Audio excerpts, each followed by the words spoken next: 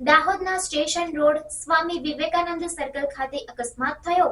દાહોદ શહેરના 4 થાંભલા વિસ્તાર નજીક બુરહાની સોસાયટીમાં રહેતા 65 વર્ષીય જૈનુદ્દીનભાઈ લીંબડીવાલા, જે પોતાના કબજાની એક્ટિવા મોપેડ લઈને સ્વામી વિવેકાનંદ સર્કલ નજીકથી પસાર થઈ રહ્યા હતા તે દરમિયાન તે રસ્તા નજીક રખડતા ઢોરની એક્ટિવા મોપેડ બાઇકને ટક્કર વાગતા જૈનુદ્દીનભાઈ રોડ પર પડતા અકસ્માતની ઘટના બની હતી।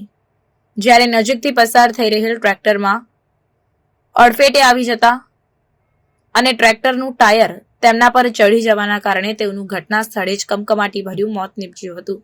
ઘટનાની જાણ દાહોદ બી ડિવિઝન પોલીસને થતા પોલીસ કાફલો ઘટના સ્થળે દોડી આવ્યો અને મૃતદેહને પોસ્ટમોર્ટમ માટે હોસ્પિટલ લઈ જવાયો હતો।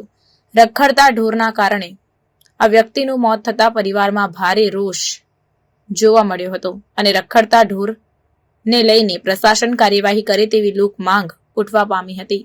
આ સમગ્ર ઘટના બાબતે પોલીસે આગળની કાર્યવાહી હાથ ધરી છે।